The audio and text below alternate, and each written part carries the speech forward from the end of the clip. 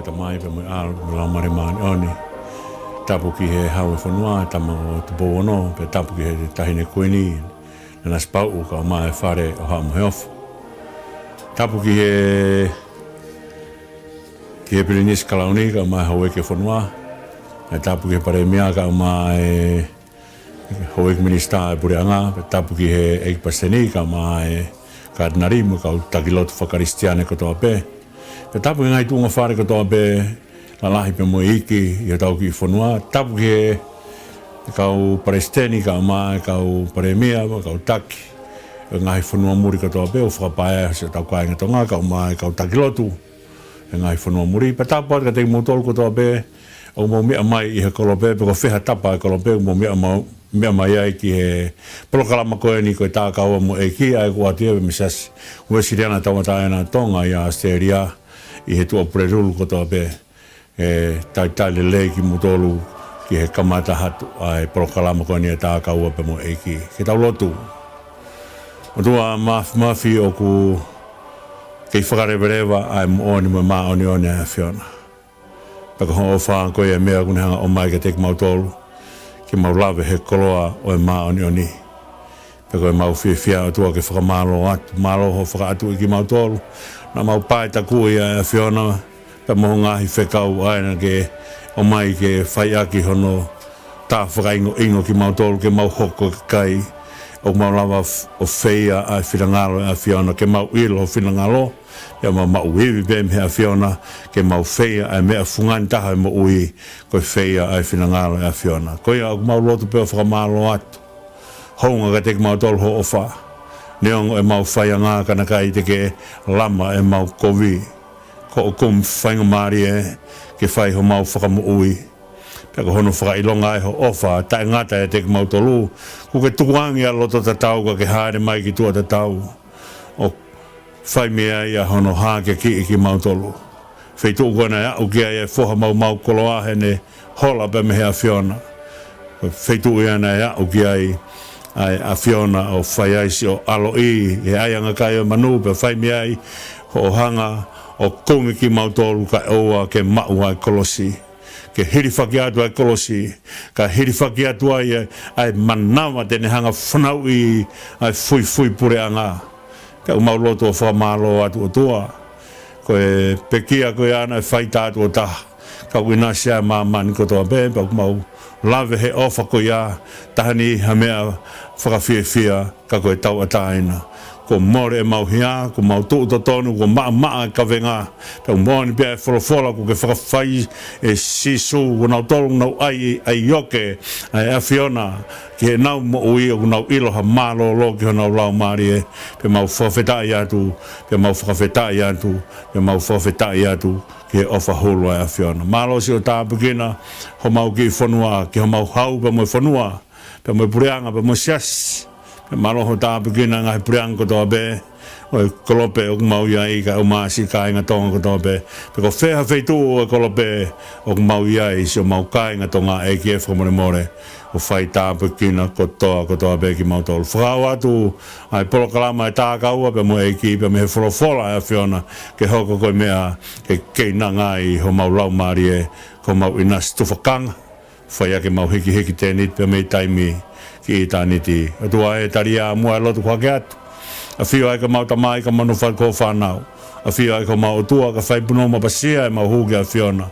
mau kore ka toa ene huafa si sokalaisko alo ka ko mau eiki pe mu whamo ui e meni ko e talawhatapu e kua whaki pe ku tau lakai mai e tau lotu malo e ofai atua ne hanga tāpu kino mai ki tau tolu na tau kamata whoki a toi whakawa e proklama he ka kapatu he tu ste tau wau mai ni he proklama hono ua ai au whai he wiki ko toa pe ko tā ka ua mo e ki watu ia pe me he ki ofisi ko ni o ku whahingoa pe ko tā ka ua pe mo e ki whai me ai tō whohe a ki nau tōlo whai ai ngā ue ke tauhi ngahi whatongia ai si pe au taitale rei ko toa ki mo tōlo po whepe ha tapa e kolope o mo mea mai mea ai watu ki ai proklama ko ne tā ka ua pe mo e ki he ngalua pe mo whatawange o tau mau e whiwhinu hange ko lea o taka he whanua lau maria hau eiki tere lei ai tonga hono kotoa pe ko ia tau hangepe ko ko tahonga lave I he tau funonga mai he whakaukau o tā kaua pe mo eki ko mea mahuinga ke tau pununga pe mua he wholofola ka whai mea e tau funonga pe iai pe nga he mea lahi ai tene hanga toko ni ki tau tolu ke wha mahino ka te ki tau tolu o ku tau unu mai ki he tā kaua pe mo eki o ku iai ai o tua o whie tā kaua pe mo hono kakai ke he tene hanga whakaino hino I ki tau tolu he wholofola ko hui ke ne whai ai la langa mo ui ke fatua ki tau tolu ke tau hoko atu ko kakai o tau lawa o frara tuu ki he eki ke whai aki e tau whanonga pia mo hiki tēneti o tau whai pia mei taimi ki e tāneti ke tau hokat mua ia hua sa miwela paka wahe o fulmatolu tau whanonga mai ai to'o ngahi mea lalahi pe ke tau whanonga mai ai ke ngahi hau ki he taimina e whaia e te vita ane hiwa whawhetae ki he eki he wahe ua kone hanga ia o whakamatala ai hounga ia ki hono loto ai ofai o tuapa moe hala whanonga kone whau mai ai kake tuange mua whainga maria ko ni ke tau hanga wakai e whakaukau koe ni ko whamiri o te vita King David kono family ke tawanga waka iang ke mea o kui koe family I he whainga whakakaukau koe ni koe tamai pia moe whae pia moe ne whanau ka koe ta whamatala koe kia te vita ke hange pe koe lea u tau whangau ea ke he taimu tau whamatala ai ke kau helo o e lotu pia moe halafononga ai ka kai tui o ku tau laka mo tulongo pepe whae tau whakatapu. Ka tau tala noa pe, he kuhinga hono o mai, ko hui ke whae mea I ahno ako ne kina ki tau tolu. Ko tō mai koe ni koe ai whare alo te vita. O kui ai whare alo e toko ono, nai alo I ki nau tolu I he peloni. O ne osi koe ni koe ai pekia a saula pe ma sona tane, pe mo e ata, pe ne eke foki, ko te alu hake ki isileri, pe wholofola e tua alu ki isileri. Po ne au me koe ki isileri, pe ne berewa, ko fe isileri te walu ki ai pa fulo mai alu ki he peloni pe ka mea kuia he peloni ka kolo te vita ka tau e fitu koina ni he peloni ai na alo I ai hono whare alo e toko ono ko Amanoni mo Daniela Absalome mo Adnaisa Sefataia pe mo I Filami whae kehe kotoa e toko ono pia Aia o koe tānoa koe ke ngai whae, mo kehe ngai whae, o ku mahino rewa ai ngai mea, o ku hanga he toko taha, o ako na ki ki he ne tama, koe whae koe ia, o ku pununga ai koloa e ako na ki, ke whae aki a hauno ako ne kina e ne tama. Ka koe mea e o tau wakai koe ki ai, Pea I kai ngata ina I ai pia mo e whanau e toko wha, e whare alo e toko wha pia mo Pāti Sepa, tu kehe a ki whare alo koe na ura ki pekia aia I he urakamata o wā o te vita pa mo Pāti Sepa. Pekai ngā taiu kepe mo te toko hiwa kehe, koe ngahi whae kehe kotoa ia. Pea uiai whoki pa mono o whiwhine ko tema, koe tō whiwhine o Absalome, koe na whae anawa ko maka, koe o whiwhine ia o tui ke suri, koe pureanga kehe ia. Pea tuku kehe ngai whare alo, pea mehe kau sinifu koe a te vita. Aia koe nai fu toko lahi whau ai whare alo. Pea koe mea kou tauhanga eke I koe I he taimini. Na e naha taimina e tonu ai pe ai mari toko lahi ia. Kono whamatala I kai. Na kai ha taimina e tonu ai mari toko lahi.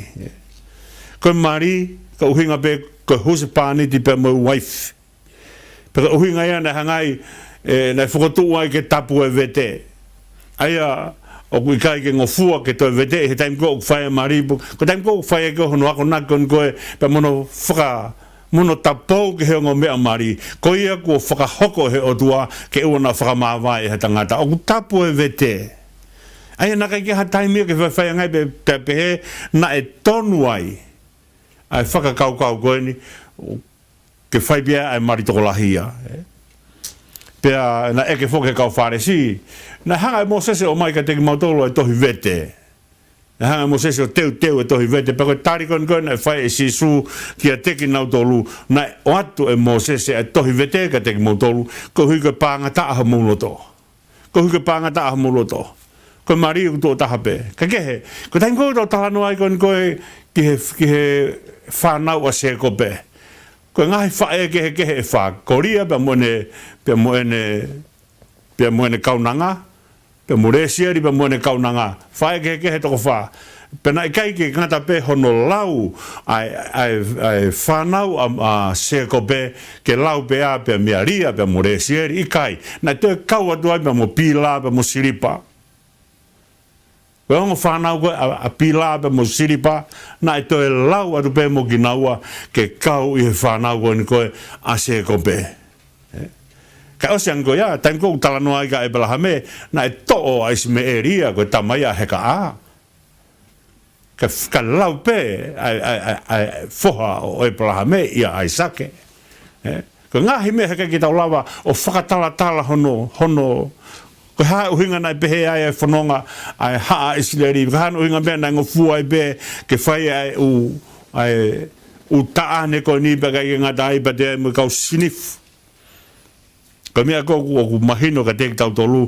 i he whakatoto na e hinga e mea ko e nofo whakawha miri ko e tamai pe mo e whae ko e tuango he o tua o whakaatu i he o tua ai ngahi mea ko ni he ko taimi whakona e lea i koe a rea paningon koe i he taimi na e o mai ai a lia o uraki mari pa mo se ko pe ka tukuanga rea siari na whae ni uraki ngawe he tau e fitu ko uhi ko ria pea na hanga e pane talange i ho mau tuku whakaholo o kai ke ngofua ke uraki mari ai si i kai toki mari lahi i kai pe hanga rewa na tolo o mai ai tuku whakaholo mai koho na tuku whakaholo whai ake mea koia ka koe hanga whakaatu i ai o tua he hala whanonga u whaua e tangata o kone hanga tuange pe i he ne kere sipa mwene mesi ka hange koe na tau rea kai i he tau talanoa i he ahutusi tēnā tau pehe ai pe te tau whai koe mea ko kurea kai apostolo ia lama wahe no ves ulaki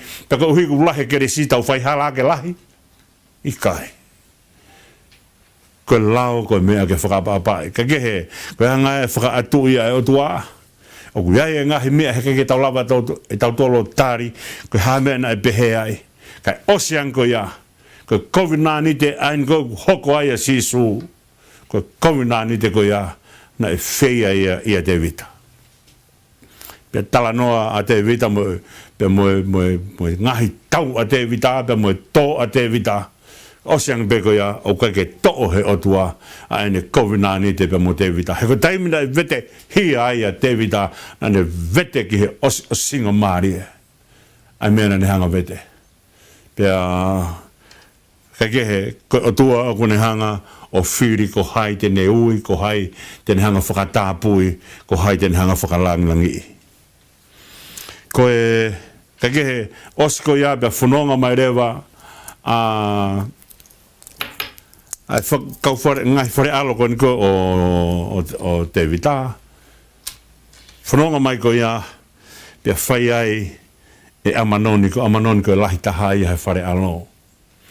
Pea whairewa a manoni a hia whakamala ia pea mo tema koe tōwhiwhine mo onia o Absalome na whae taha mo Absalome kai whae kehe a amanonia whae amanonia ke ahinoame koe sisiliri kai whae a tema ia pea mo Absalome ke a maka koe owhiwhine ia o i tu i ke suri ana ku whakawākia nei, ko pureanga keheia.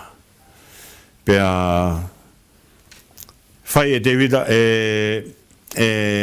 amanoni a COVID koe ni i he loto whare o te vida. Pea, aia nei hoko e mea koe ni, ma mahi lahi a Absalome. Pea, o se tau e ua. O se tau ua hanga e Absalome o tukulo to e meani. Pone o se tau e ua ko ia pe whai. Pe toki hanga e Absalome o Palani. Ai mea kene hanga o whakapōngi ai a hono tau kete ko amanoni. Pea ko ngahi kovi kua hoko he loto whare. Loto whare o te vita. Ka kehe osia e tau e ua pa toki hanga e Absalome o whai e whakakaukau ko ia. O kai ko ha mea lelei ai toko lahi e ngahi whae i ha whaamiri e taha. Ko whae heu toko taha be, pea ko nau ia ke whai aki ai no nofo mari. Ka kehe, o ne lava hau koe ni koe whakamatala pe au mai ke taimi hola a Absalome, hola ke suri, hola ke whanua a ene whae, hola ke tui ke suri, o alo nofo ai, o se ta ua, ene hola koe ki ai, pe to e whenga mai rewa a sio ape ke ne hanga whakafoki mai a Absalome. Ko tangata hoi fua moani a Absalome. Pea, ko taim koe na e foki mai a Absalome, o se ta ue ua kehe ene foki mai koe ki Seusarema, te kai ki ha taimi ai ke na whiloa ki ai moe tui. Pea ko whenga rewa a sio ape. Ko eki tau ia koe a Davida. Pea, ko ne whenga koe a sio ape ke na wheloa kia ba mo Absalome ka hoko ate mo ui. Pero na wheloa kia ba mo Absalome pea hangarewa e Absalome, kamatarewa e whakakau i Absalome ai mea kene hanga o whakapongia e tui ka ne hanga toa e pure anga pa mehe ne eiki. Aia ko mea ko te tau e pununga ai e whakakau ko ni o ku te ki ai ke lava e he kovi ke ne hanga whakatupuhare rei. O te kai ke lava he kovi ke ne hanga whakatupu ale rei, pe o te kai ke lava he kovi ke ne hanga o whakatu hai kuna. Mo ne be ai taimi e aroha ke ai kovi pa te ne hanga o mau haiwi ke ne whai ake ai ne whanonga hange ko taimi na whai ai tau honoua taki a hid la, pe ko taimi kona taki ai na Boreone i Franse, pe iai mune ngai tau na ne hanga o i kuna. Ka o te kai na kai ngahu e kovia ke ne hanga i kuna e lerei i kai na ngahi universiko ni na whukotu ai mo ni maunga ki ai mea universiko ni na kai ngahi ai kovia ko mea ke ne hanga o ke whakamaunga ki ai mea ai universiko ni na ngahi maupe ai mo ni ia ko e ongo pou turiki whoki au tau whaalea maupe ki ai ko e ongo pou turiki o mo ui ko e ofa pe mo oni. Peko yongo koloa koe aka on koloa whekai ngā akia. Kai longe o whaha mo oni, o iai mo oni ka pehe ka koe keha ofa ai, o loi e mo oni ko ia. Ko ni whaka o tua e mo oni ke poto he whai ofa. Kai longe o keha ofa ka koe keha mo oni ai, o loi e ofa ko ia. He ko na tūlai whai ofa ke mo oni. Peko ngo po ui a koe niko o whai ake mo ui. Peko ia e beha toko taha o kune hanga palani ha kovi o ku more o nau ko ia e ua mea te ia more o wha, more mo oni. Peko ni more pe o wha, more mo oni o kai kia ha mape wholau i ai ke ne lawa whakatau e whununga ko ia ke ha taulanga e lelei i kai. Kai ke lawa ia, tai malawa ia. Pena ngahi pe a universiko ni ke pehe. Tai ngahi pe a universiko ni kono koloa whakalangi ke pure ai lelei.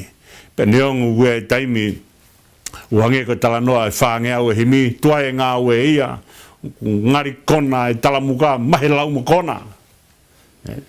Kau ki ai pe taimi o whakapapau i ai, na kai ngahui ai mamani ko ni, ke pure ai mea o ku COVID. Na ngahui pe mamani ko ni ke pure ai mea o kurare. Kata hanga ki mua wakai iange, ai hanga ai palani ko ni koe Absalome.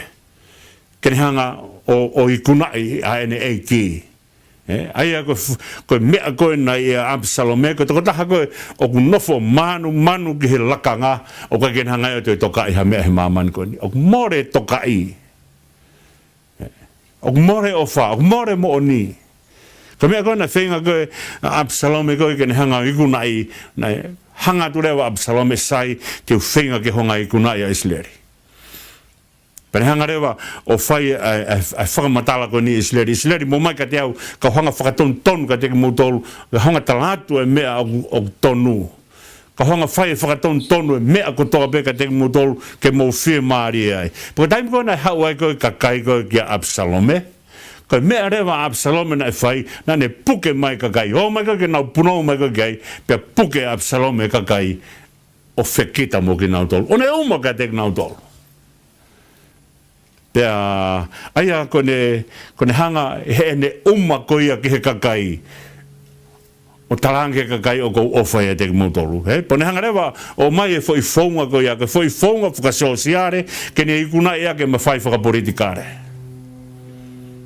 ai ko ne hanga o mai e foi fonga fuka sociale ko ia ke ne ikuna mai ia ke mafai fuka politikare he ko mafai fuka politikare o ko ke to pe i ha to taha ko mafai fuka politikare e to he to la e ka kai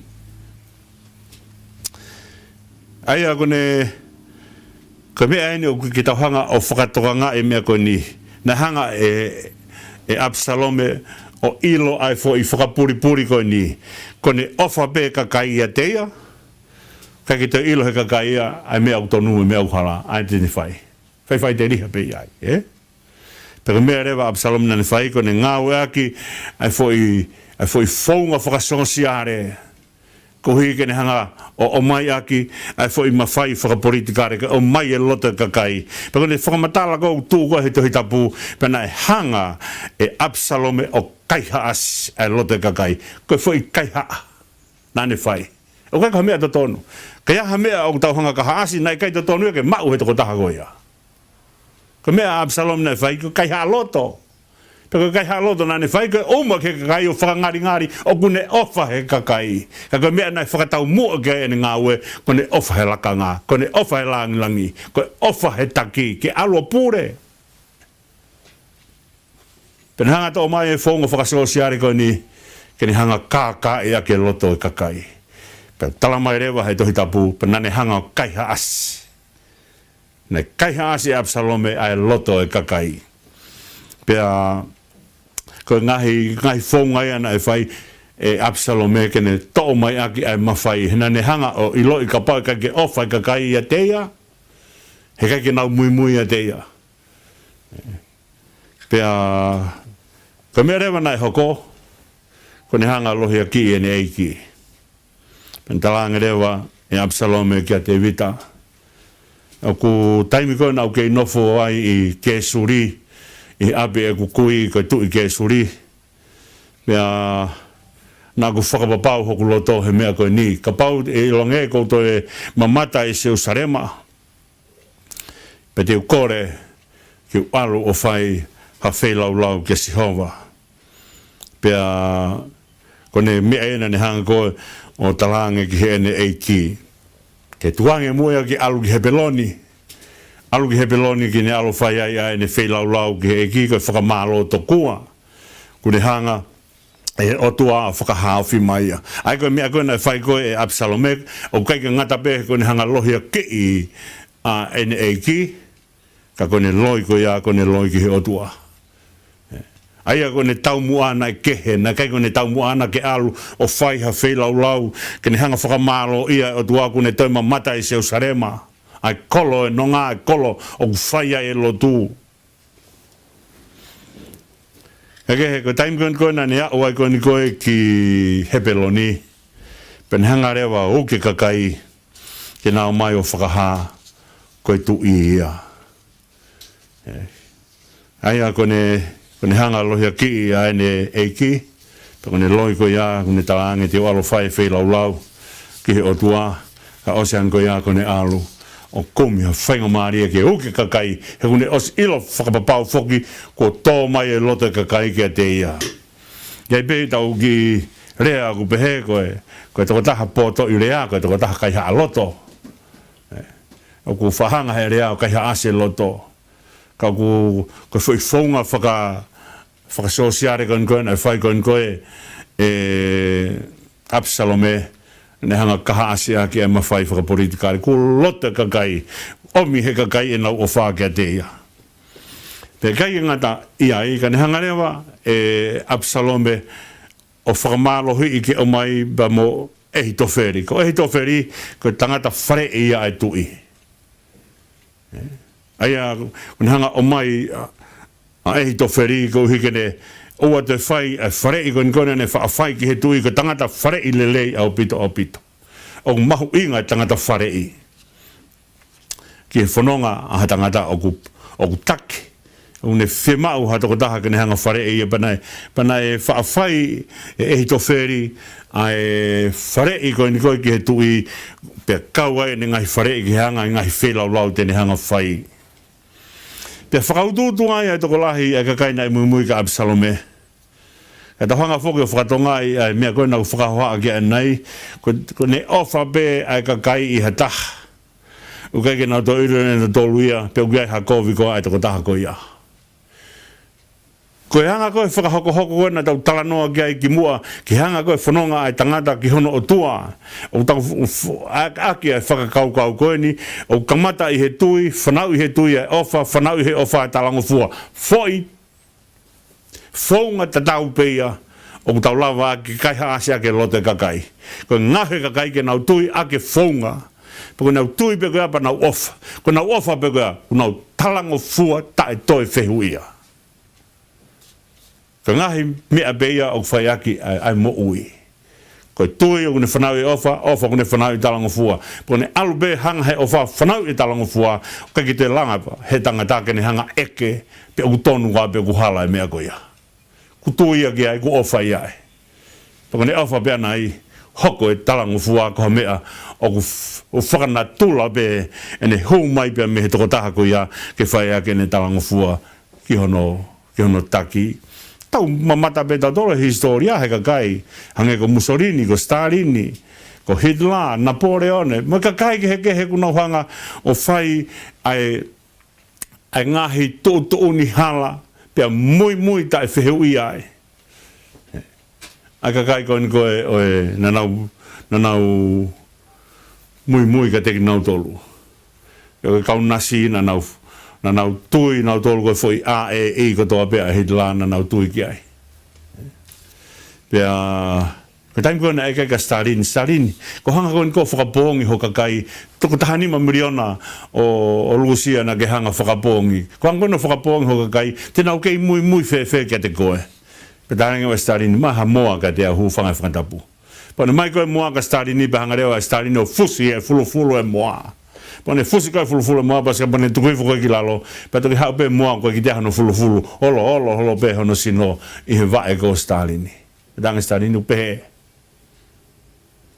Te hanga ko ngahe ka kai ke ua hae toi mea ke nau toi whalalai, ka nau whalala tuu ia te kita. Ko ngahe mea te nau mana tolu mui, ko te foi AEI ko toa pe te nau whai e nau tolu.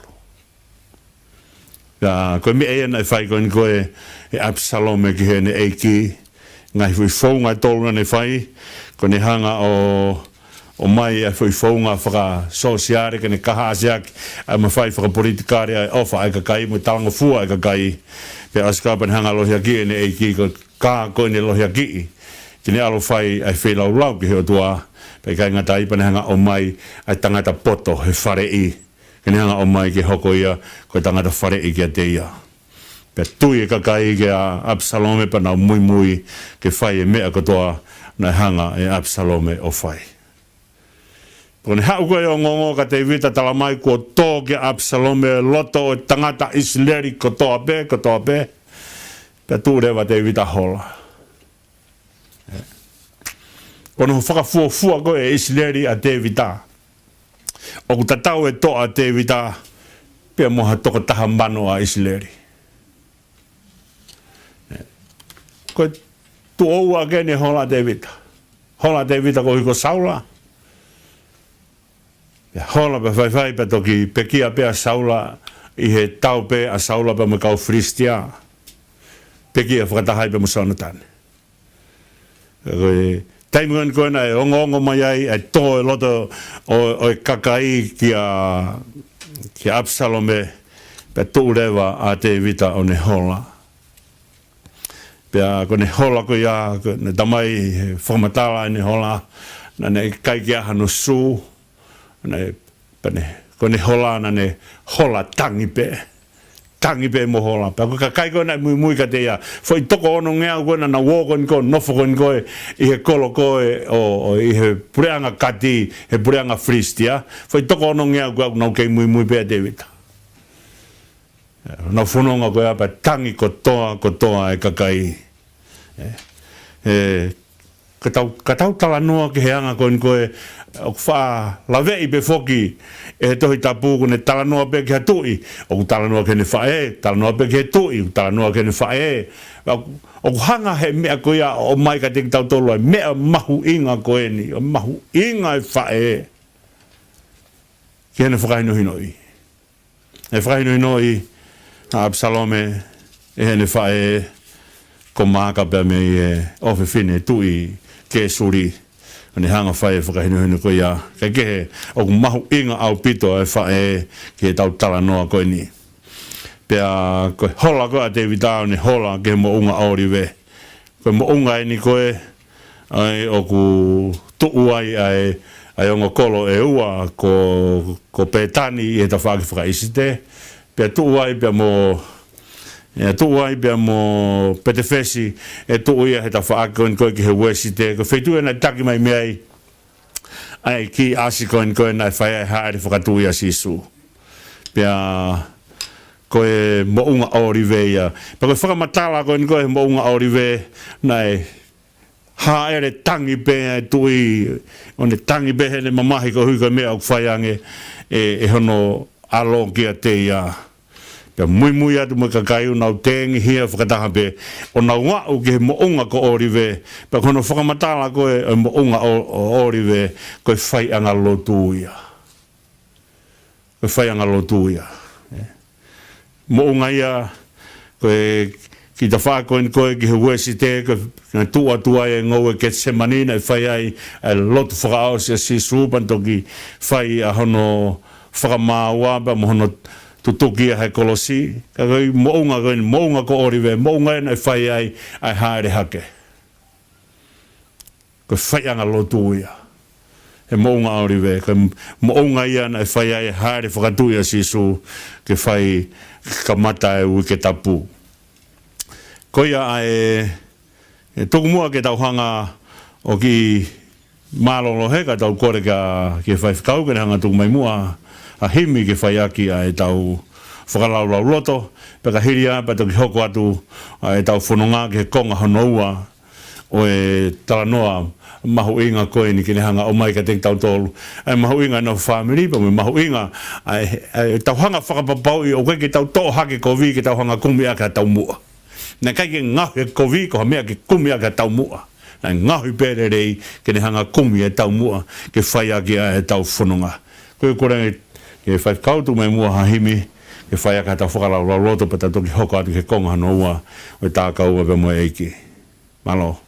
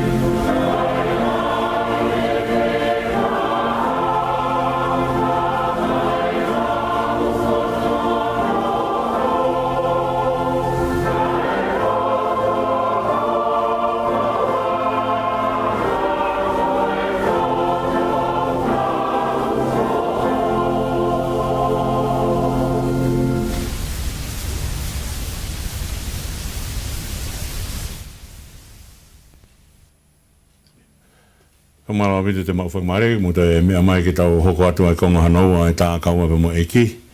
E tumu ki ta honga lawei ai whakaukau e himi koini ko i he nima walua he mi o kumau ilo eki ko mau na wha ai ki hangana kisiwi he taimi puri pe. Whao whokia he whiwhine ko Anne Cousin i Britania, pa ko ne whao e himi ko ne whao i whakaukau ko Sands of Time. Ai ko taimi ko ku tuai ko ki mea fua ko ni ko lau miniti. Pa kia ai one ai ko ne alu pe one ko mi olunga maha ko ki lalo ko ne osi ai fo i miniti ko ia. Pana nau mea fua ake mea ko ia. Ai ko peko sense of time. Peko mea ko ku o mai ko e moritoni ki tau hanga o whakalau loto aki. Ki tau hanga mua hangana ki siwe mo ui. Ko hui ko tau tala noa hen ki whakaukau ko ai mea Absalom na e whai. Ko tangata ko o sio ki he lakanga pe sio ki he mawhai pane hanga whinga ki kaasi e lota kakai a ki ha whonga o kai ke whonga to tonu ia ki whai a ki a ngā ue. Pea o kai kine lawa e ia o mai ai mea ko kine hanga sivi e mo ui. Ko mo ui ki sivi. O ko mea ko toa pe he mamani ko ni o sivi. Ko osi ko hono haha e wite pe to ko e kafu pe to mai leva ai mea o sivi ba kono sivi ake matangi o lago ke olunga ka hanga matangi puhi mea mama ka ngana hifo ai wite ba faire hono tana ki ka ke o amanaki ke tau hanga sivi he taimi fua pe ko konsenisi o a hu fanga fakatabu ko mea ia ku ne hanga o sivi ai moui na mo whanga pere i kai si la kai whaibe ho nau e ke o tō ahia. Ka kia ha taha ia ke pehe ko toko taha o whiri mana koe o tua pere tuange pe ia toko taha koe sai pe ia i kai ko mea eni mani ko toa pe. Ke tau hangana ki siwi. Ko mahu inga ke ha tau ki taimi pa tau kore lau maari o tua. Ke ne hanga toko ni ki tau tolu ke tau siwi e mo ui. Ko mea mahu inga hono siwi e mo ui. Ko mea ko o maa ko mea mahu inga ke sivi kai o tuku e ke fai malo hi fau o hulu he iwe tak ta mau no take ai frina ta ofene ai hata matu e kina hata i kai tari o kai ke ahia ki tau tolu ha mea o kai ke ha mea ke tari ake ko mea ko toa be o mi ko o tau whanonga tau wahi ahia ki tau tolu o ku iahi mau pe ai iwi ke tari ake na hanga si su o whakari are mea ko ia i he taimina e ave ia ke toa whasiu te au ahi ia. Ane whaka mahino e mea koe ni, koe ahi ko toa pe o kueha no tari, pa kono tari o ku tari ake wholofola e tua, mea o whai ake siwi. Tau whi mua e mawala ake o mau fau he veiveua ofi he ahi. Ia whoke taimi o ku whaahifo e ahi. Tau unu atu o whakaofi ki ai. Pako tau whakaofi ki ai, ko lahiang e tau ofi ki ai, ko siang e whainga maari ke tau te mawahe mei ai. Pea o ku mahu inga o pito e tau hanga o mau ai whainga maari ke siwi. Na kai ke lava e Absalome o siwi hono loto. Na kai ke lava e Amanoni o siwi e ne whakakaukau. Wharealo lahi a Tevita. O mau whakaam ki ua toi whea harea whakaukau ha ngāwe o kuhia. Ke taha pēha e te whito ai aka e kovi, ai anga hala lilo, ai hori o kutoi. O ku mea ai hori o kune toi holo pehe tau mo ui. Iai tai mea nihi ko foi hāmai koe ki tua ko foi mea keheia. Mea koe ukilo tō, ko te whitoi mea aia. Koe manako angaia o kovi o toi holo peho tau loto. Koe tau kore peke e ke tokon mai mua ka te tau tolu. Sisu na ke pore ke whangatahia. Koe hala ia ko more lava e vete kina. Kai ai peke ka anga, kai mau kotoa mo o. Kai hoko ho mauanga, koe koto whaufu o. Nā tau ngāwea ke ai taha ngai himi i he aho tu stena tau ngāwea ke whātahua. Pako tangi a te vitana ne whai ke eiki whakatupu e te au halota maai o tuai. Pako ko sisu ai mea e lawa ai ke ne hanga whaafu o ki tātolu. Kai hoko ho maua ngā koe koto whaafu o. Koe a ngā ka mea mauinga, mea ia o whao ai mea katoa pe o whai he tangata. Ka pau koe tangata architect le rei kita, ka pau koe tangata engineer kita, ka pau koe tangata IT kita, pa ka haa whainga mea i mamani, o tau wako ke pa tau ilo pa tau poto ai, e o mai katoa pe o ai heanga. Pe koe anga ko tau tō luko mea tene hanga whakafuatunga, ai mea o tau whai. Ka kehe, koe tō mai a himi koe ni ke tokoni hangi koe lau koe a en cousins o ne hanga tala mai ka te tau tōlo e whakaukau koe ni tokanga he alupe ai one o taimi o os. Kone kahatoa ai one o taimi ke ta whakoe. O se taimi ke ta whanganaki sivia e tau moui. Ka koe ia hei kai ke whai o tai ngata e tau hanganaki sivi. Ka tokon mai o tuaka te tau tōlo ke no sivi mo ui. Peka mea mahu inga o mo ui ke maa mo ui. Peka maa mo ui ke maa loto. O ne taimi kon ku hola ia te vita. O ne hola ke mo unga aori vepa ne. Hola tengi hia pe. Ku mea mai a sa toki ko e taula eiki. Mea mai sa toki pe mo apa ia tau na o mai e puha e fuakawa. Aia koe whakaukau ai onga taula eiki. O mai e puha e fuakawa ke mui ia te vita. Ko mea mahu inga taha ia a Isleri. He ka mea whakakona whai koe e i lai pe mo howhinai ko hononga fuhako whineas pe mo howhinai he taim koe nau tau ai pe mo fristia pa kamata ke nau ulungia hou mai rewa a hononga fuha a whineas mo howhinai o to e puha whakawa o alu moia tokua ke nau o i kuna ake nau woko ia koe o aka kai o talangata ke o tua kai o ma to e puha whakawa ke whai ake nau tau tokua e toki whai be ai tangi o iawe he taimu tō mai whaingata. Tana toki ilo ai whoki ki he otua. Kana kai ke nau hanga o whaka mua e otua i he moui. Paka uraki more e puha e fuakawa. Kaune alatu koe ni koe a sa toki pia mo apaiata o nao atu pia mo e puha e fuakawa. Talange e te vita. Fola mai tu i ka sa toki heong taula iki. Mo whakafoki ai puha e fuakawa ki loto Seusarema. He kai ke awe ai puha e fuakawa ke taka uta holo pia, ke hola holo pia moia, ikai. Ke puha e fuakawa ei kia. Tuku peia i he mea koe o kia i o langi. Pa koe lea koe na whai e te vita, ka aku whina ngalo o tua ke u tue mamata ki hono a whio anga te re whakamu uia. Mea e na whai he tui, koe ne hangtarange. Ka pau o whina ngalo o tua ke u tue mamata ke puha e fuakawa, tene hanga o omi mo ui au. Aia koe ne tahange ave ai puha e fuakawa ku langi ia. He kai ke au mai ia takauta takai holo. He koe mea ne hanga te vita o whingai ai puha e fuakawa, koe ne to mai pia me api koe niko o peti i tomi ke au mai ki loto Seusarema. Raki o mai fuke puha e fuakawa pia na hanga toho aki ai whangapulu. Pako kamata koe ke homu ai pulu marei ai puha whakawa kuala ke a usa. Pe peki ai a usa. Pe awherewa ai puha whakawa e ape o peti itomi. Pone osia e mahina tolu ai puha whakawa he ape o peti itomi. O mai rewa kau taula iki o na hanga whata ai puha whakawa. Koe mea ia ku whai aki hono awe puha whakawa. Koe whata he kau taula eiki.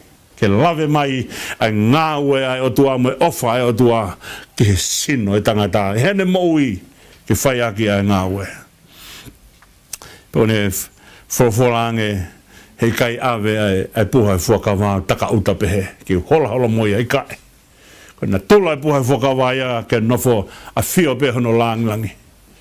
E tuku peke ualu pokowau o whina ngalo si hova ke te whoki moui mai. O mamata ki hono a whia ngā. Pena e whina ngalo pehe pe ai o tua. Pea alu rewa ai hito wheri o ne alu ka Absalome. Taim koe na mahino ai koe kia te vita ku alu e ne tangata whare i o alu koe kia Absalome. Pea whairewa e te vita a ene lotu koe ni ka Sihova. Sihova o kou kore ke kiririu e whakakaukau a ehi towheri ke varebe. Kiririu e whakakaukau a ehi towheri ke varebe. Aia, ko tangata whare I lelei au pito a hito wheri. Ko himi tolu hiwa noa pa koe vesi hono tolu ai kou tau whahiwa ki hene a whio. Pe kutungu vesi hono tolu kamata ke whakaukau koe ni tuku hono ngahi whiri ke mau vete pe tuku e nau tō ni ke li liu ke ware pe. Ke lotu ena e lotu a ke te vita. Ke ririu ai nau tō ni ke ware pe. Nei toko tahana ni tala mai nei alu pe moe loea pe alu koea pe talang he loea o he kai ke lawa ke hoko e mea koe ni koe hui he koe ngahi whakamatala nai hoko koe toko taha e whai tō ni he kai ke whai tō ni a whikau aki moe mea au tau loto ki ai pe talang rewa toko taha koe ke loea puno ke ta lotu ko si hoa une pure une lava ririu e loto pa moe whakaukau. Pea pe whai koe na whanonga pa tok tala noa hei toko taha koe ia pe tok whai atu pe whai na lotu pe tok iau ke konga ki mui pe na e tari pe ai me e koe na whai kia e whanonga ka ke he koe mea ia koe na e kore a te vita kia I o ne a whio I te vita o ku mawhea e he otua ke ne ala ki he loto pe mui whakaukau.One kore ia ki a sihova ko kore ke ririu e whakaukaua e hito wheri ke ware pe. Ko taimi kon kona whai koe nau whare kon koe ke taimi koe ke whai ai hono o hofia te vita. Pe koe pōko I ana e talange e hito wheri. Tuku mai ka te au. Tuku mai ka te au ha toko tahawhe, tahamano wafi. Ke mauturi ka te vita he pōni. Pe koe mauturi ka he pōni te mauhangai o I kuna ia te vita. Kai he taimi whoko ia ku iai a hōsai ai. Koe tangata nai wha kaua pe mo te vita, pe te ala te tangata ai o talange ki a Absalome, kou reaka te vita kou hau ka te koe. Po talange koe Absalome, o mai a hōsai he ko tangata whare I le ia ta. O mai ko a hōsai, pe talange rewa e hōsai. O ku ke hanga mea I ho eiki, koe pāte I tau. Koe hanga koe mahuinga ko te vita ai toa te vita o whakatataua te vita ke fwoi mano I isi leri peko mano I kautau e tānge wa e husai ta tāri ka arewa ke os kotoa mai a isi leri pone os kotoa mai ko a isi leri pe tau toki orewa he taimi ko ia. Pea tokua ko whakamatala koe ia ua Samuela vai ta fitu verse 4. Au kuhangai e he wholofola whakamatala me ai mea koe ni. Ko tari e Absalome ai whare ia Husai. Kani hanga te kei ai whare I koe ni koe a ehi toferi. Pea koe rea koe ni koe a ua Samuela vai ta fitu verse ta wha au peherewa ni whakamatala. He kua tu oni e Sihova kere ei ai whakakaukau lelei a ehi toferi. Ka pauna nau whai e whakaukau a ehi toferi. Hikuna e nau toa te vita. Ka ruhanga e Sihova o whakatu e mea koe ia pea tui rewa Absalome ki a Husai. Ka ne hanga tuange a ehi toferi. Pe koe whakamatala koe a wholofola, pe koe tū ni e Sihova ke re e whakaukau ne rei a ehi toferi. Koe mea mahu inga a e tau whalana tuu ki he otua. Niongo pe koe haa toko lahi a e tuu mai a e kovi ka te tau tolu. Mahu inga e tau whalana tuu ki he otua. Koe ia mea tene hanga tuu ni a nonga pe mo whi maari ka te tau tolu. Kake? Haurewa a sipa koe tangata ia a Mephiboset. Mandui ko Mephiboseti koe moko puna ia o Saula. Peko Mephiboseti na heke. Hena taimi koe na whengai ai whiwhine tauhi ke nga hola taki a Mephiboseti. Pea toa Mephiboset. Peko toa Mephiboset ka o heke ai.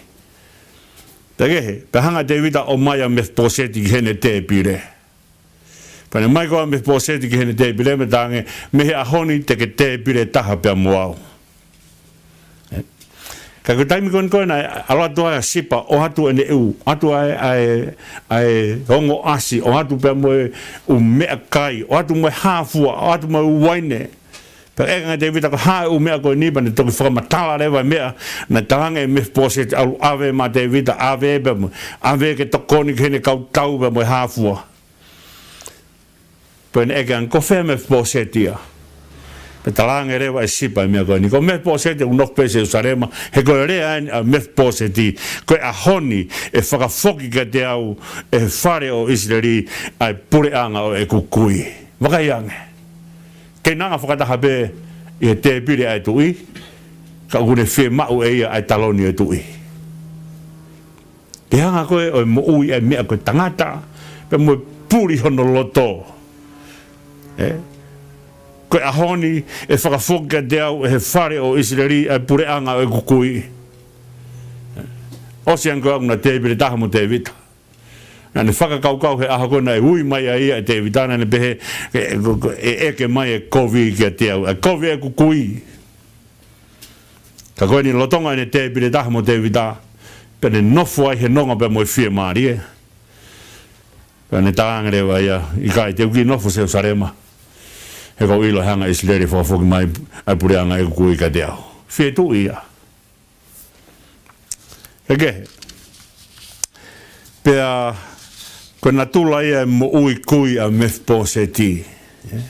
Ko taimi koe hangena tau whakahoa koe nai e kau ke he lau ke he mea koe ni. Whakahoa koe ni koe ki he lakanga. Koe lakanga koe mea ahi lahi whaka uri uria.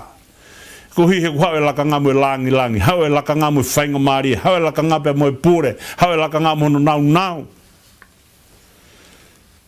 E ko hanga he mea koe a kuhi ki tau tolu he tau whiohi mo tau wā. Tau wā whekau aki. E hanga he mea koe a whakatoi toi ai whainga hori koe ai loto e te tau tolu. Pau ni hanga rewa o mai ka te tau tolu ke ouana tau mamata hatu ki hale lei hataha. Whawhola si su te whatatau ai tau tangatani ke ha. Pia kone whawholana me te whatatau e ka whangita mai o nau nofu he mala e. Whai atu ai tangi hala ata hanau o iau e mai. Tā te lari hala ata hanau me e mai.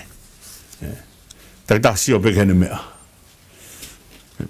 Ko whainga tau tangata ia whamatala ake sisu. Ka kehe koe mo ui pe ia te vita.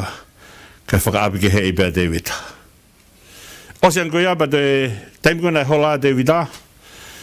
Ko hao e tangata pensimani ko hono hingoa ko simi. Hao simi o hu whangai whakatapu kape beki he tui, kape beki he tui, mo tolo maka mai ki he tui. Pako ne whai koe ai ne lau, o talanga rewa abisai ko te hina ia sio abe, ko o tama ia sio vai a, talanga e abisai, ko o taki tau ia te vita. Tuku mai ki alo whai hamea ke toko taha koe na. Pea talanga e whawholange tui, abisai, o whinangalo si hova ke lau mai ka te au. Ka tuange pe ke lau mai ka te au. O whinangalo si hova ke tuange pe ke lau mai ka te au. Ko hono loto o toko taha kuia ke lau mai ka te au. Tuange pe ke lau mai ka te au. Hei ilo e to tongi le rei mai e si hova ka te au. O te tu o whaiha kovi ka te ia. Kake, ko taimi koe na e osi hei ai tau. Osi an koe ai tau pe pekia koe ni koe Absalome. Ku hau a Mefiboseti o whaine kore whakamore more ka te vita. Hanga te vita whakamore more a Mefiboseti. Osi koe te hau mo simi o whaine kore whakamore more ka te vita. Te hanga pe te vita o whakamore more a Mefiboseti. A simi. Whakamore more a Mefiboseti nana te pireta. Whakamore more a simi kone hau lambai mo kape mai ka te ia, mo tolo maka mai ka te ia. Okay, na ata e loto te vita. Kone mo ui whakamore ko mea lahi taha ia te vita. Ne whakamore a Saula, whakamore i Absalome, whakamore e ka kai ke kena nau whai mai e kovi ka te ia. Peko taimi koe na pekia Saula, pekia pea Saula i he kovi pe na i mea pe na i komi kia Saula. Peko pekia koe Absalome, kone hau koe ni koe e kautau, koe ki miuri, koe ko hahosi na he kai ke ve, vave. Koe ki miuri, pe koe hu koe ki miuri, o ne hu atuia he oke, he fihia, o fihia, Absalome he ngahi waa oke. Pe hono whakamatala nene tau he waha o langi mo mamani. Ke tu ke ala toa se ape o whakaose mo ui Absalome. Ko anga ia o mea na tauhanga whakotua ne nai. Kai aha takotaha une to'o hake kovi ke hanga kumi ake hane whainga tau mua ouana ne amana ke tau whanua mea ko ia. Hena kai ke ngahi a universika. O kei pure ai o tua. O kei pure mao ni one ai o tua. Ke hanga tāke kina ai hala whanonga o whanonga ai mo ui. Pea koe taimikoni koe nai ose ai tau. Pea koe hau koe tala o ngongo ka te vita o tala mai ku hena kai foki alwa te vita hei tau na talange te vita tau o pe koreange a seo ape pa mo apsai mo ki nau tolu i kai te vita te ke nofo pei kolo o ki iloho mahu inga ka pau e mati hei toko lau mano a Israeli he keki tokanga mai ki ai Absalomeia kai koho tatau o koe mahu inga koe e fuka kai toko lai Ege, pero hau koe tala au mai koe ka te vita. Pero tala koe na whai te vita, ne whai ne tangi lau pa ne peherewa. Pehange mai koe au Absalome nai more ko koe, pe whai ne tengi hia, pe hau rewa sio ape o ne tala ange ki he tui. E o fio, ko tangi lau na koe ki ho foha, ki ho alo. Hange o peheni e anga e whakakaukau. Ka pauna mau auha katoa ki mau tau te mau piho whiwhia ka pauna kei mo i Absalome. Ka koe ni ko more ho whiri. Pa ke tangi koe he more ho whiri. Ka osean koe au koe te ke maho inga ia ho kakai. Pa ke taimena e lolo ai whinangalo e tui o to'o ai ne mamahi. Ka ne hanga atu. Mo oni lea na e whai siope. Pea kamata rewa ai. Eke pe nonga rewa ai moia Davida. Ka koe whanonga mai ai moia Davida me he tau, ki he tau. Koe tangata nai whou he ngahi whainga ta ala. Po nea mai koe ke wahe ua pe hanga rewa Davida. O ne whai ai ne maalari. O whakamata ala ai koe maalari a Davida. Maalari a Davida pe ne hanga rewa ko hui kune hao bea me hono ngahi whirifua pe gai ngata ai kune hao bea mea saula. Pe korea koa te vita nane hanga whai nane peherewa kohoku mo unga a Sihova. Ko whakaukau ia o e mo unga ko taimikoni kona e lea ai e sāme te au wanga fulumata hāte o tangake humatake ngai mo unga hau mei wheho ku tokoni. Pe ne hanga rewa o whakamatala au hau mea Sihova. Hau tokoni ko hau masi hova. Ko whakakaukau e mo ngā ku tawhe hifo me o lunga ngahi mea re reiko toa. Hange ko tala noa ai puna ke o tō me lange mea re reiko toa.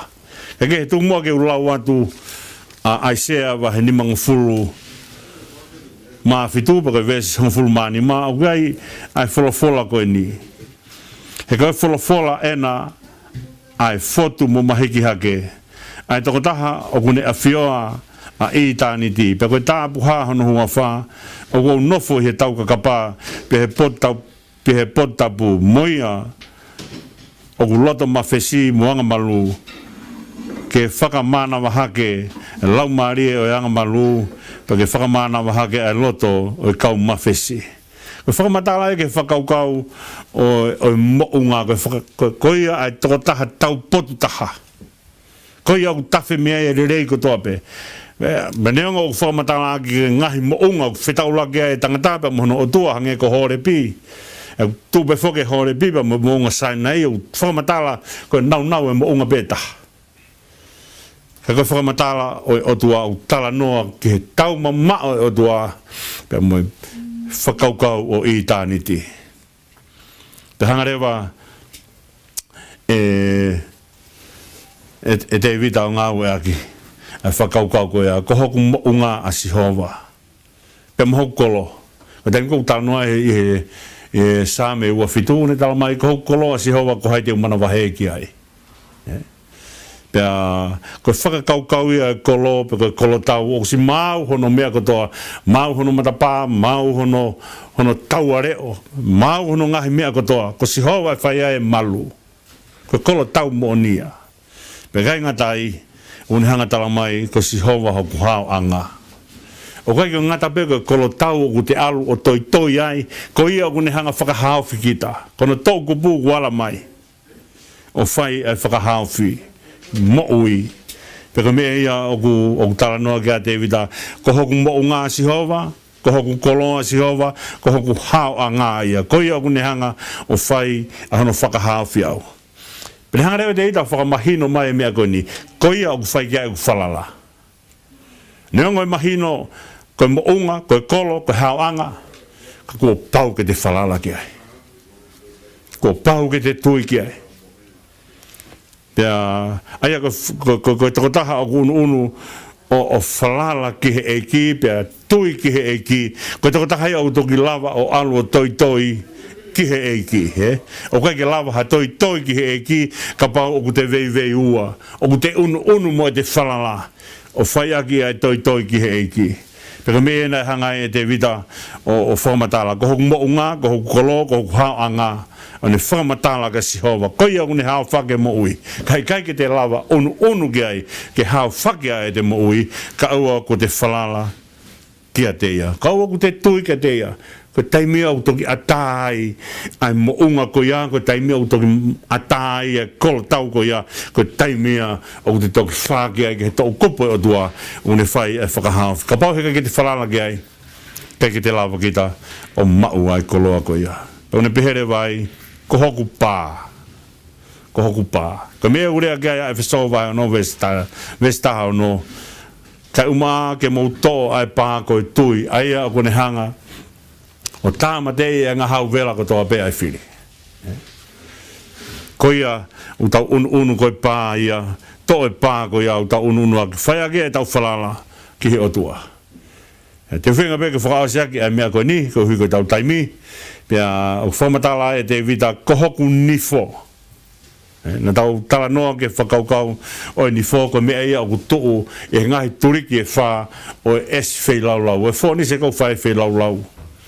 Pero whakaukau e nifo, kai aha taha e hau o piki he nifo ko ia e whai ai whakahawhi e toko taha kaka. Taimi koe nai hau a Adunaisa, ko te hina ia, koe tokou ai o Solomone, i he whare alo. Ai a whotuu whoki e apaiata a Adunaisa koe tui. Whotuu e ne tāne a Solomone koe tui. E whekau a te vita. Nane umai e ne miuri ki ai ke ne hekai. Pe whai ai hono whakailonga i koe tui ia. Ka kehe, o taimi koe nai mahino ai koe ki a Adunaisa, ko whotu a Solomone he whinangalo e tui, ke ne hoko koe tui, pe toki hau rewa Adunaisa, to tolo ma Adunaisa, o ne hau o ki he tāpan kare, o ne ala, ki he nifo es whei laulau. Pe ala tu koe tala ka Solomone o ni talangi, ko Adunaisa e, o ku piki he nifo es whei laulau. Pe hanga e Solomone o whakahawhi Adunaisa. Eke, nai toki mate pe Adunaisa ko hui nan te whai pe kovi.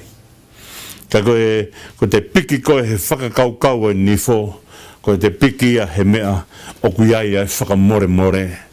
Pena e whakamahino e te vita na kai ko hono mālohi ngā ko hui ko ne unu peo whalala ki o tua, na ko hono mālohi ngā he nane au onu o piki i he nifo o ku tawhe mi ai whakamore. He ka whakamore na ne toho ia he ne tui ke ne au ki he mounga, ke ne au ki he kolo, ke ne au ki he hao whanga.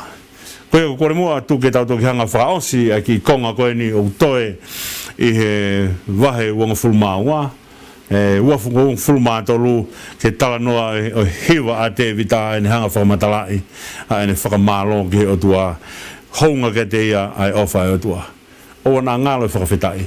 Ko koloa mahu inga ia o tau whea mo e o tua. Ko mea ko toa pe o tau mau ko alo ofa e o tua. Ko ia hoku mounga, ko ia hoku kolo, ko ia o ko hao whangai. Ko tau unu he tau tui whalala ki he eki, ko mea te tau toki lawai o malu i he tau kupu o e o tua. Ko tau unun mai ki he whakaosinga o e tā kaua pe mo eki, pe tau whakamalo ki he mau ki mea mai, ki tau whanonga whakataha i he tā kaua pe mo eki. Mo tolu ko toa pe, o ku mo whainga tā ia. Ta tau e pe ko haha tapa o mo ui o mo fainga ta ia ku tau hanga la ve me ko ni to la ve ta tau ai pe ko ha he ko taimo tau tala no ai ke o tua ke ngahi mafai o tua ai o tala no fra latina ke fakau o omeni o tau tala no ai ke ngahi omeni e tolu o tua e fakau ko ni o kune iai o kune mafeia ai mea ko toa pe ka kone ihe o ne afioa ai mea ko toa pe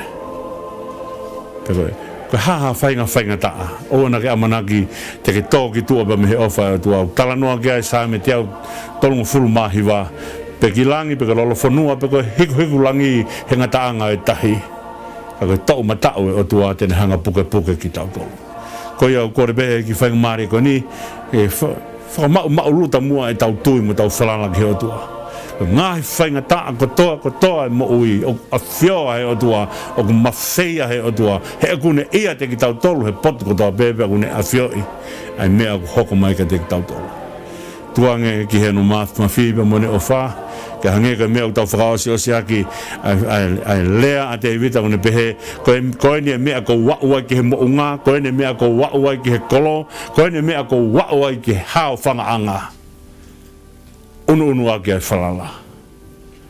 falala tuu ki he ofa e o tua he kai tene hanga o te ke ikoe ya ko kolo ai a whaia ke tau whanonga si kau whainga ta ia ko toa pe tau falala tuu ko o tua o tokanga mai ka te tau tolu pe neongo pe o whewhe tau ngahi anghala he kai kene hanga te ke ihata o unu ange ki a te ia ki tau whaosi o tua mafi o mau whakamalo atu he whainga maare koe ni mau tala noa ki ho wholofola pane o whong ki mau tolu ke ngahi mea o ui o tonu ke mau takanga ki ai a mau lot beo whakamalo o ke whakahino hino i ki mau tolu me ngahi tapa ke heke taimi unu ai tangata manako he kovi taimi unu ai tangata whalala tuu ke a Fiona o ke hanga ai o ako na ki i ki mau tolu pe fofoa e te ki mau tolu e whakakaukau ke mau whalala tuu ki ho afio pe mau puke mau ki ho whinangalo koe e mea o whaia ki ai whanonga hangai whonga mai o tua tāpu ki nange ai ki ofisini pe mo ngāwe o mau whai me ai ai tākaua pe mo e ki ke au atu a ho wholawhala ki ho kakai pe ke maulo tu ia whakaaunga mua nau tolu nau whainga tā ia pe ke haha tapa e mo uiu nau whainga tā ia ai ke whakanonga e ofa ai a Fiona pe mo mafi o mawhia mea a ho a Fio tari a mua e lotu hake atu a Fio ai ka mau tamai ka mau no whako whanau a Fio ai ka mau tua e whaipuno ma pasia e mau huki a Fiona mau kore ka toa e ne huafa o sisu klais ko alo a ko mau eiki e mo whaka mo ui e meni pe ka tā ngai ai polkalama e tā kaua e mo eiki ki he tua pere lulko ni e mau whiwhia i he te mau whainga maria ki tau te hoko atu ai polokalama ko ni e mo te mea mai i he tusite ke hoko atu e tau kakapa atu pa mo e tua pore lulu i he tau tākaua pa mo e ki tawanga na aunga rea pe ai polokalama i he ngarua pe ka teki mau tolu ko tau pe wheha tapa e kolo pe o mo mea mai mea ai mau tolu eni pe me ki ofisi e tākaua pa mo e ki ne unka ki heni ai Great Moala ka ko Fred V ka uma e whaifkau o Pet Moala ko e technician ia unde whakahoko atu e tau polokalama i he fiaf ko tau pe mo mea mamawhatu